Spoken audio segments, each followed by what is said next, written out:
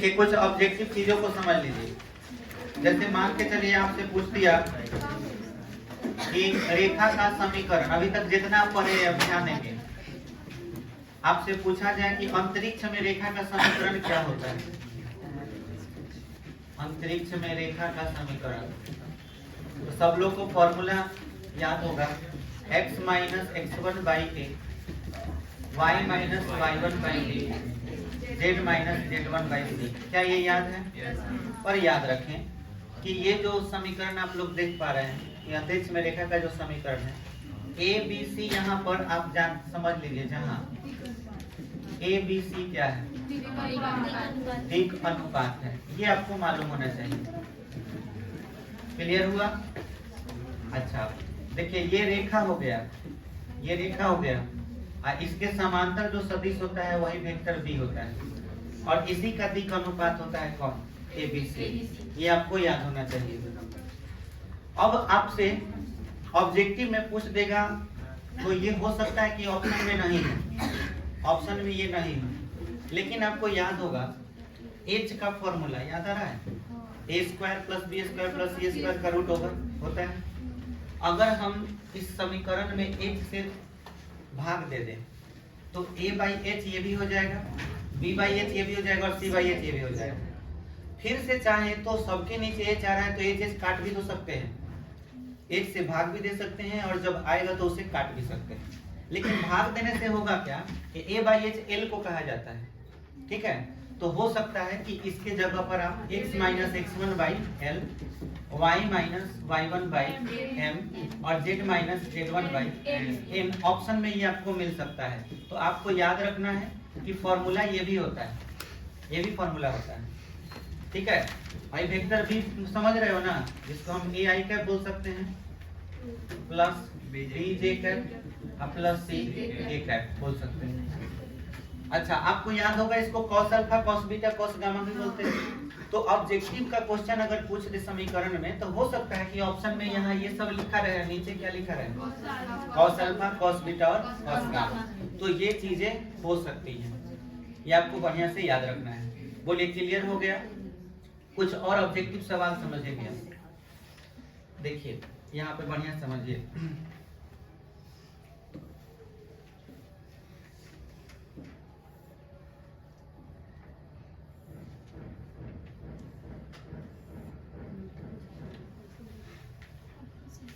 बीच का कोण, रेखा के बीच का कोण का फॉर्मूला हम आप लोग को बता रहे हैं। दूसरा नंबर, दो वो रेखा है, जैसे मान के चलो ऐसे दो रेखाएं हैं और ये बीच का कोण क्या है, ठीक है। अब आपको बोले हैं कि ये अगर एक रेखा है तो इस रेखा को मान के चलो ये L1 है और ये क्या है, L2। तो L1 का एक समीकरण होगा ना, L1 का एक समीकरण होगा, वो समीकरण वेक्टर r बराबर vector a1 plus lambda vector b1 हो सकता है, और L2 का जो समीकरण होगा वो वेक्टर r बराबर vector a2 plus lambda vector b2 हो सकता है, ठीक है। अब आपको बीच का कोण निकालना होगा, तो सभी बच्चों को यहाँ पे ये बात बढ़िया से समझ में आना चाहिए। जो देख रहे हो, वाला इतना टर्म देख रहे हो, इसमें से वेक्टर b जो है वो कन्वर्ट हो जाएगा वेक्टर a में, बात बुझाया।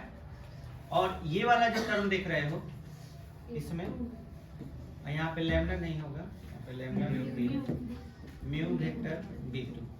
तो ये वाला जो टर्म देख रहे हो, ऑब्जेक्टिव के लिए पढ़ा रहे हैं, ठीक है, और सब्जेक्टिव भी कहीं जरूरत पड़ सकता है, तो ध्यान से समझ लें। ये कन्वर्ट हो जाएगा, ये जो वेक्टर b2 देख रहे हैं, b1 था ना, b1 किस चीज में कन्वर्ट हो गया, वेक्टर a में, और वेक्टर b2 जो है वो कन्वर्ट हो जाएगा वेक्टर b में। तब हम फॉर्मूला लगाते हैं vector a dot vector b का, जिसका फॉर्मूला क्या होता है, a b cos थीटा। अब सभी बच्चों को ये मालूम होना चाहिए कि L1 में जो वेक्टर b होता है वो a1 i cap plus b1 j cap plus c1 k cap होता है, इसका अपना एक दिक् अनुपात होगा, ये वेक्टर b1 के लिए। और वेक्टर b2 जो होगा वो क्या होगा, a2 i cap plus b2 j cap plus c2 k cap. अगर आप इस फॉर्मूला को यूज करते भी हो तो जाहिर सी बात है कि इससे डॉट कराओगे, डॉट कराने का मतलब इससे इसमें डॉट कराओगे तो आई से आई में ही गुना होगा, जे से जे में ही गुना होगा और के से के में ही गुना होगा कि नहीं? अगर ऐसा करते हैं तो बोलो इस जगह पर हमें क्या प्राप्त होगा? A1 A2 प्राप्त होगा कि नहीं? A1 A2 B1 B2 और C1 C2। तो यहाँ A1 A2 प्राप्त होगा प्लस B1 B2 प्राप्त होगा प्लस C1 C2 प्राप्त होगा। और AB का मतलब अच्छी तरह समझते हो, AB का मतलब दोनों का परिमाण। तो दोनों का परिमाण ये स्क्वायर के टर्म में आ जाएगा, या फिर हम इसके बट्टा में क्या लिख सकते हैं AB और इक्वल टू में क्या हो जाएगा cos थीटा। तो फाइनली हमारा बीच का कोण का फॉर्मूला हो जाएगा cos थीटा बराबर ये ऊपर रहेगा A1 A2 B1 B2 plus C1 C2 बटा root under A1 square plus B1 square plus C1 square फिर root under A2 square plus B2 square plus C2 square. अब आपको अपने यहाँ पे मोड दे दीजिए मोड। अब आपको अपने दिमाग पर ज्यादा लोड नहीं लेना है, भाई सब इतना याद करने की जरूरत नहीं है। आपको ऑब्जेक्टिव में क्वेश्चन पूछ देगा कि दो रेखाओं के बीच का कोण क्या है, तो उस कंडीशन में आपको ये फॉर्मूला याद रखना है। अगर सवाल बनाना हो तो आप सीधे किससे बना सकते हैं? डॉट से। अच्छा, इससे भी बना सकते हो, ये फॉर्मूला यूज कर सकते हो A1 A2 plus B1 B2 plus C1 C2 और नीचे स्क्वायर कर लो।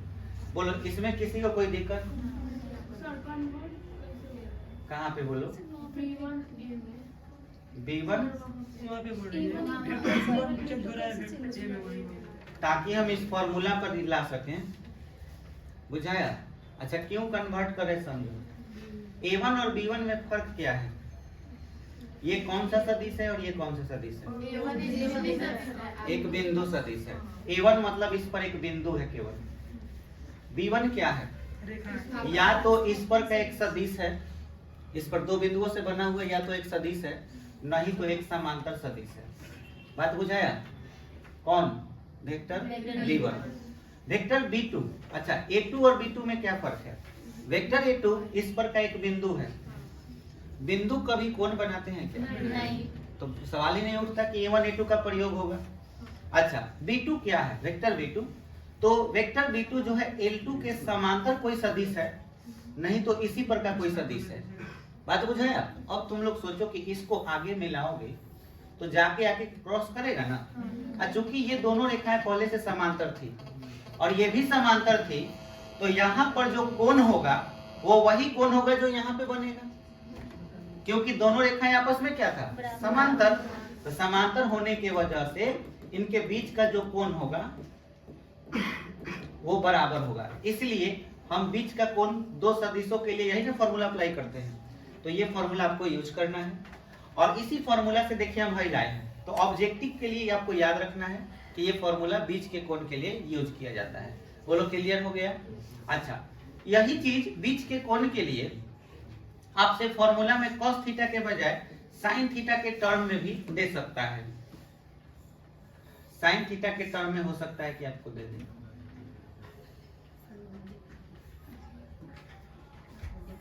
ये देखिए, ये फॉर्मूला आपको यहाँ दिखाई देगा।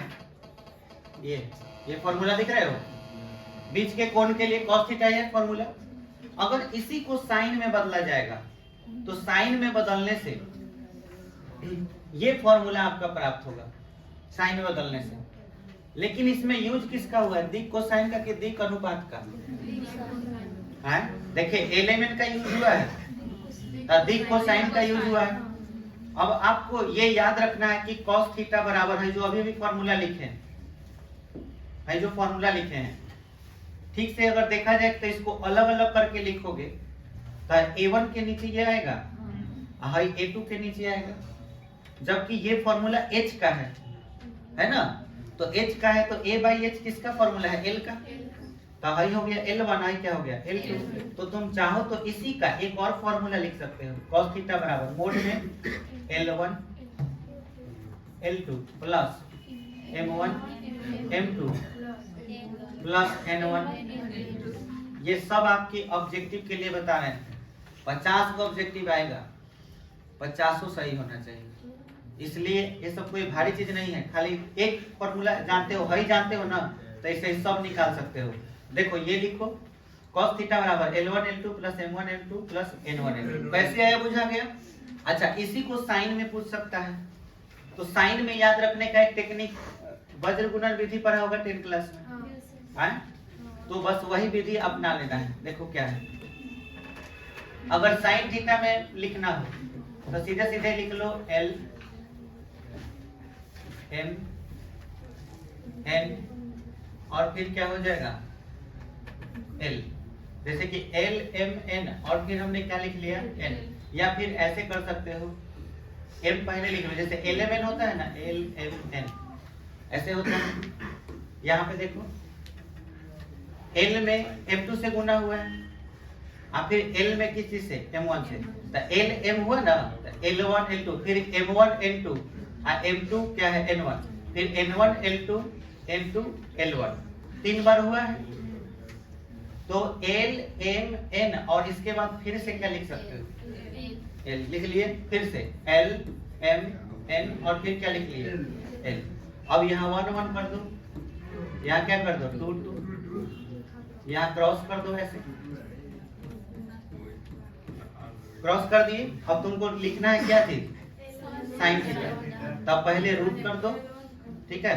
अब L1 M2 minus L2 M1 इसका क्या कर दो होल स्क्वायर, फिर प्लस, फिर से M1 M2 minus M2 M1 इसका होल स्क्वायर, फिर plus N1 L2 minus N2 L1 का होल स्क्वायर। बोलो याद हो गया कि नहीं? तो अगर हमसे साइन थीटा के टर्म में भी पूछा जाए तो हम ये फॉर्मूला बताते हैं cos थीटा का। तो तीन ऑब्जेक्टिव यहाँ से क्लियर हुआ, cos थीटा का दो फॉर्मूला, एगो साइन थीटा का, किसके लिए, बीच के कोण के लिए। अच्छा, अब आप तीसरे नंबर पे बात पे आइए। आप एक फॉर्मूला दूरी का पढ़े हो, दो रेखाओं के बीच की न्यूनतम दूरी के लिए डी का फॉर्मूला पढ़ा क्या? किसी का फोन आ रहा है क्या? किसी के पास फोन आ रहा है क्या? किसी के पास फोन है, वो इसी वजह से आवाज आ रहा है। Vector B1 cross product vector B2 dot product vector A1 A2 vector A1 बटा vector B1 cross product vector B2 और इसका, ये आपको फॉर्मूला तो याद हो गया होगा, ये याद हो गया है। अच्छा, दो रेखाओं का समीकरण आपको मालूम है। एक पहली रेखा क्या हो जाती है, जैसे L1 एक रेखा है, इसका समीकरण वेक्टर R बराबर क्या होगा, vector A1 plus lambda vector B1।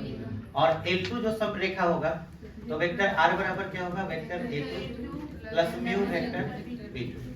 ये फॉर्मूला। अब यहाँ से ऑब्जेक्टिव पूछ सकता है, जैसे ये फॉर्मूला तो पूछ ही सकता है, लेकिन इसी को अदिश रूप में पूछ सकता है, क्योंकि ये फॉर्मूला किस रूप में है, सदिश रूप में। सदिश रूप में है और कहीं बाई चांस अदिश रूप में पूछ दिया तो अब कैसे इसको बताओगे? तो ध्यान से समझना कैसे सदिश रूप में बताते हैं। वेक्टर हटा दोगे तो ऑलरेडी ये अदिश में कन्वर्ट हो जाएगा। तो अदिश में कैसे कन्वर्ट करेंगे समझना है, एकदम इमेजिनेशन करना है, फॉर्मूला अपने आप आ जाएगा। ठीक है, ध्यान से देखना। पहले इसको थोड़ा और छोटा कर दे क्योंकि बड़ा फॉर्मूला होता है इसका, मतलब मैथ में सबसे बड़ा अगर कोई फॉर्मूला है तो यही।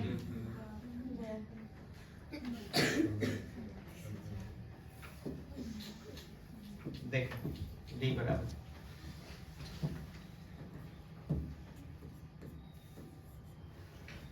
ध्यान दीजिएगा, क्रॉस है तो दिमाग में डिटरमिनेंट आना चाहिए।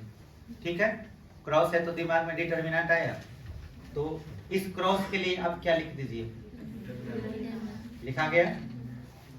और भाई बाटा है ना, तो नीचे बाटा का भी चिन्ह दे दीजिए। बोलिए क्लियर हो रहा है? इतना बात समझ में आया? इस क्रॉस के लिए डिटरमिनेंट बाटा बाटा हो गया। अच्छा, अब ध्यान दीजिए क्या करना है। B1 किस चीज में कन्वर्ट हुआ था, वेक्टर A में, और B2 किस चीज में कन्वर्ट हुआ, वेक्टर B। तो B1 का अपना एक दिक् अनुपात होगा, और वो डी का अनुपात क्या होगा? A1 B1 C1। बुझाया? मैं यहाँ पे लिख दे रहा हूँ, कंफ्यूजन नहीं होना चाहिए। वेक्टर V1 के जो दिक अनुपात होंगे वो होंगे A1 B1 और क्या होंगे C1, और वेक्टर V2 के A2 B2 C2। ये बात बुझाया? इस फॉर्मूला को हम इधर ही लिखते हैं क्योंकि हाँ ये सब आपको समझना होगा। जैसे D बराबर फॉर्मूला में लिखना है, यहाँ डिटर्मिनेंट दे देना है और फॉर्मूला लिखना चाहते हैं हम, तो वेक्टर B1 का मतलब समझ में आना चाहिए A1 I cap, B1 J cap, C1 K cap. क्या ये बात समझ में आया? और वेक्टर B2 का मतलब A2 I cap, B2 J cap, C2 K cap. बोले क्लियर हुआ?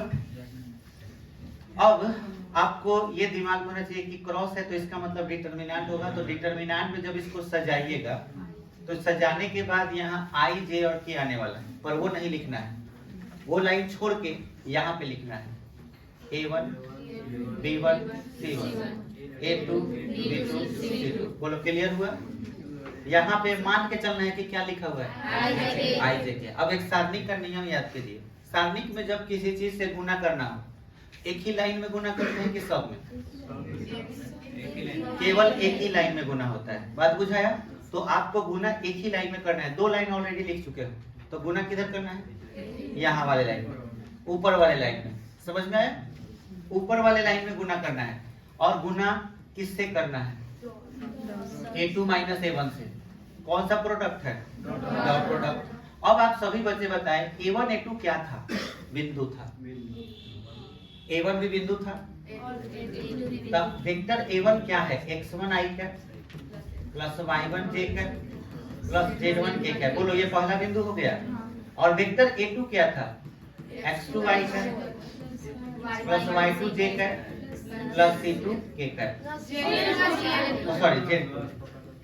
अब बताइए इससे इसको घटाइएगा तभी ना A2 माइनस A1 होगा। घटाइएगा तो x2 माइनस x1 आप ब्रैकेट फिर I कैप, क्योंकि I कैप कॉमन होगा। अब सब लोग इमेजिनेशन कीजिए कि यहाँ पर आ रहा है x2 minus x1 I cap, y2 minus y1 j cap और z2 minus z1 k cap आ रहा है। डॉट का मतलब जानते हो I से I में गुना होगा, J से J में गुना होगा और K से K में गुना होगा। और I से I में गुना होता है तो I खत्म हो जाता है। अब थोड़ा सोचिए कि यहाँ इस लाइन में I J K था और यहाँ पर ही यहीं पर ना डॉट लिखा हुआ था, और यहाँ पे डॉट लिखने के बाद हाई लिखा हुआ था। तो जब गुना होगा इधर से, जब यहाँ गुना होगा तो एक एक लाइन में गुना होगा, I वाला I के साथ, J वाला J के साथ और K वाला K के साथ। बोलिए I वाला के साथ क्या था? x2 माइनस x1 और यहाँ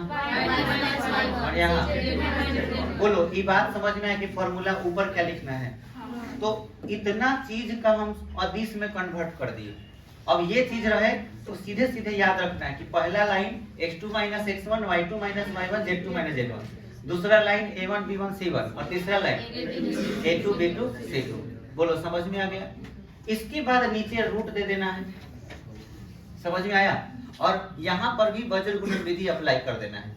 तो वज्र गुणन विधि में हम लोग प्राय BC AB लिखते थे, BC AB BC AB, और ये 1 1 कर दीजिए, ये 2 2 कर दीजिए, 3 चला दीजिए, 3 चल गया। अब तो यहाँ पर B1 C2 माइनस देख लीजिए B2 C1 का होल स्क्वायर, फिर plus C1 A2 minus C2 A1 का होल स्क्वायर, फिर plus A1 B2 minus A2 B1 का होल स्क्वायर। ये रहा आपका फॉर्मूला डी। बोलिए इसमें किसी को दिक्कत? तो ये सब ऑब्जेक्टिव में हो सकता है कि खाली फॉर्मूला अदिश रूप में पूछते। चलिए अब एक वो चीज बता रहे हैं जो कल अभी तक नहीं पढ़ाई हुआ है, उसको भी जान लीजिए। ऑब्जेक्टिव में भी और सब्जेक्टिव में भी यूज होगा। 3 2 यानी यानी कि चौथा नंबर चीज आपका है। देखिए, दो समांतर रेखाओं के बीच की दूरी, सभी बच्चे समझें। अब रेखाएं कैसी होंगी? समांतर, ये L1 और ये L2।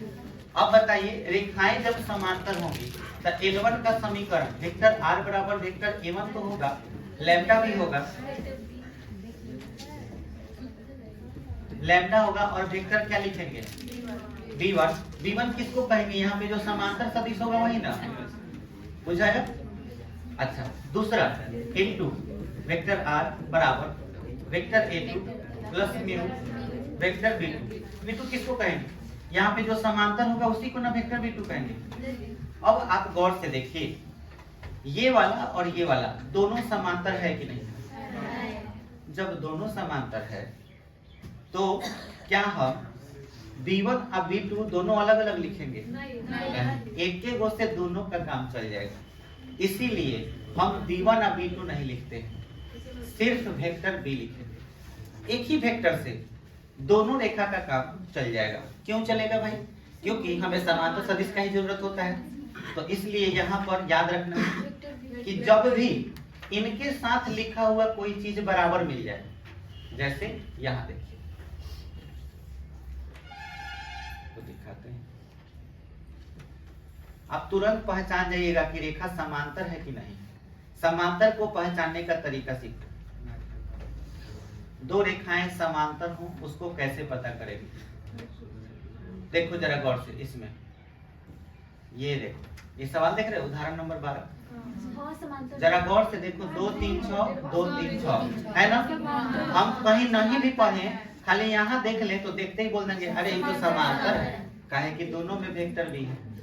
अगर ये अलग अलग हुआ तो विषम तलीय, बुझाया? तो विषम तलीय का फॉर्मूला आप समझ ही रहे हो, लेकिन समांतर होना तो आप विषम तलीय का फॉर्मूला लगा के तो बना ही सकते हो, जो पहले फॉर्मूला बताए हैं, लेकिन इसका एक और शॉर्टकट तरीका है, उससे भी बना सकते हैं, तो वो भी तरीका बता दे रहे हैं। ठीक है, सुनो, और यहाँ पे हम क्या लिखेंगे? Vector B. यहाँ भी क्या लिखेंगे? Vector B. अब आपको इसके बीच न्यूनतम दूरी यानी डी का मान निकालना हो, ये वाला डी का वैल्यू। तो वो पहले वाला फॉर्मूला तो याद है कि यहाँ पे B1 और B2 हुआ करता था, तो B1 और B2 को अब तो ये दोनों बराबर है, तो उस कंडीशन में तुम्हें डी निकालने के लिए क्या करना है? मोड दे देना है।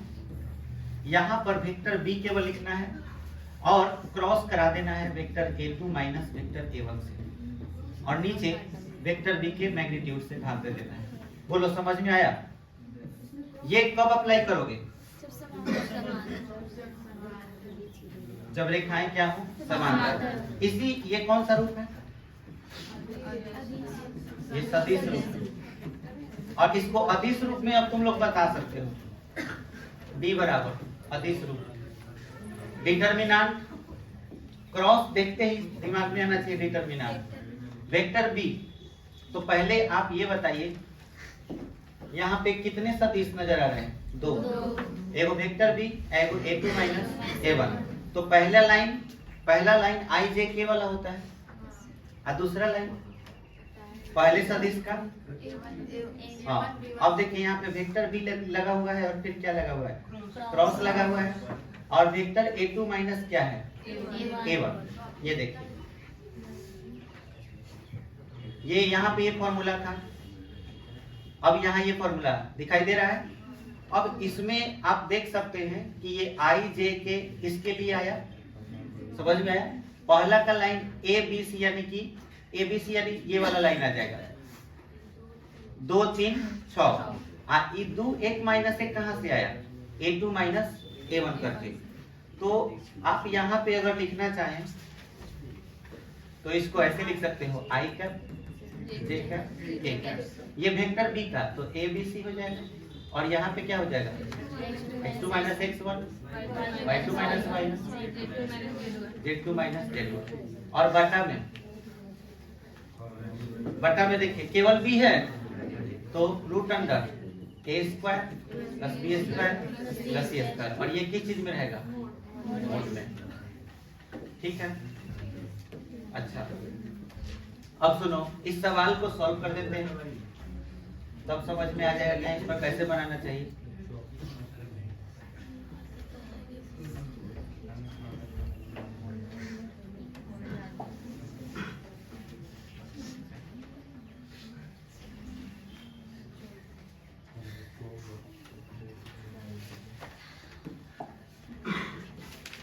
अब देखो हम लोग को क्या करना है, न्यूनतम दूरी निकालना है, लेकिन ये दोनों रेखाएं आपस में क्या है, समांतर है। तो समांतर है तो हमको समांतर के लिए डी का फॉर्मूला लिखना है, vector B cross vector A two minus vector A one बटा वेक्टर बी का मैग्नीट्यूड। बोलो ये लिख सकते हैं समीकरण नंबर 1 पहले जैसा है। अब आप क्या कीजिए, वेक्टर बी अच्छी तरह से देख रहे हो कि वेक्टर बी कौन सा है, वेक्टर बी हमारा है 2i cap plus 3j cap plus 6k cap. Vector a2 minus vector a1 चाहिए, तो ये अगर चाहिए तो आप इसको वेक्टर a2 बोलिएगा, इसको वेक्टर 3 से 1 घटा लीजिए 2i, 3 से 2 घटा j माइनस 5 से माइनस 4, माइनस 5 से घटाइएगा माइनस 4 तो प्लस 4 माइनस k कैप हो गया। यही दो चीज चाहिए। और इसके बाद क्या चाहिए, वेक्टर बी का मैग्नीट्यूड, यानी कि वेक्टर को हटा देना है, 2 का स्क्वायर 3 का स्क्वायर प्लस 6 का स्क्वायर का रूट ओवर कितना 36 35 45 49 कितना 7 हो जाएगा। अब क्या लिखेंगे, समीकरण 1 डी बराबर, देखिए यहाँ क्या लगा हुआ है, क्रॉस। क्रॉस का मतलब डिटरमिनेंट, क्रॉस का मतलब डिटरमिनेंट, आई कैप जे कैप के कैप। अच्छा उसके बाद बी का पहला लाइन तो हो गया, दूसरा लाइन 2 3 6, यहाँ पे क्या लिखेंगे 2 3 6। फिर इसके बाद a2 माइनस a1 का, तो a2 माइनस a1 का देखिए 2a माइनस a या 2a माइनस a बटा, जरा गौर से देखिए इसका वैल्यू कितना है यहाँ 7, तो यहाँ क्या लिख लेंगे 7। अब आप इस पर पूरा मोड़ दे दीजिए, ठीक है, विस्तार कर लीजिए। अच्छा और ये 7 है ना, बाहर निकाल लीजिए, 1/7 बाहर आ जाएगा, ठीक है। अब इसमें ये मैग्नीट्यूड में है आई कैप, बोलिए ये लाइन हट जाएगा, तो -3 -6, फिर माइनस जे कैप, ये लाइन छोड़ दीजिए, -2 -12, फिर प्लस के कैप 2 -6, ये मैग्नीट्यूड है अभी भी 1/7, मैग्नीट्यूड -9 आई कैप माइनस प्लस 14 जे कैप 2 से 6 गया, ठीक है। और मैग्नीट्यूड का मतलब क्या होता है, वेक्टर को हटाना। वेक्टर के बजाय यहाँ क्या लगा हुआ है, कैप। कैप मतलब आई जे और के को हटाना है, कैसे हटाएंगे, यस स्क्वायर कर दो, तो रूट अंडर 9 का स्क्वायर 14 का स्क्वायर 4 का स्क्वायर बराबर कितना हो जाएगा 1/7 रूट अंडर 9 81 14 का स्क्वायर 196 प्लस 16 1/7 जोड़ लो 6 1 7 7 6 13 फिर 9 1 10 293।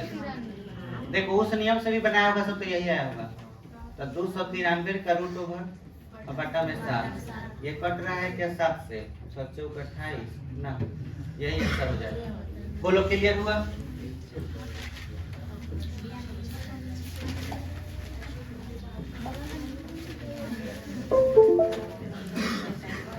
अब डाउट तो आप लोग का पढ़ने से रहा।